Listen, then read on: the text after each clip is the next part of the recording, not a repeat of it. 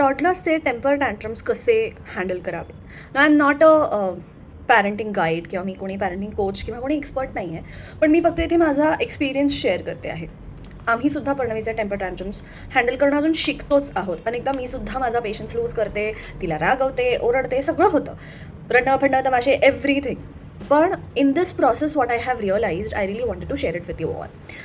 सगळ्यात पहिले जे सगळे सांगतात ते फार महत्त्वाचं आहे की आपलं शांत राहणं खूप गरजेचं आहे. मेनी टाईम्स मी सुद्धा त्याच्यात फेल होते आणि मी पेशन्स लूज करून देते, पण जेव्हा आपण शांत राहतो ते पटकन शांत होतात.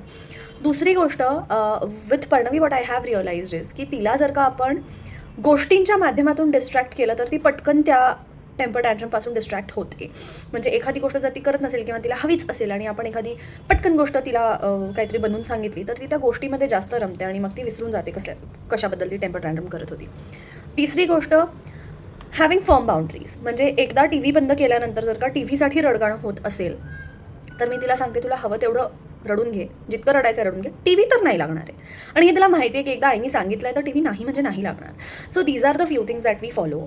शांत राहणं, डिस्ट्रॅक्ट करणं आणि फर्म बाउंड्रीज सेट करणं, हे आमच्यासाठी इट इज वर्किंग ऑन. तुमच्यासाठी काय वर्क करतं ते तुम्ही कमेंट्समध्ये शेअर करू शकता. आणि फॉलो फॉर मोर.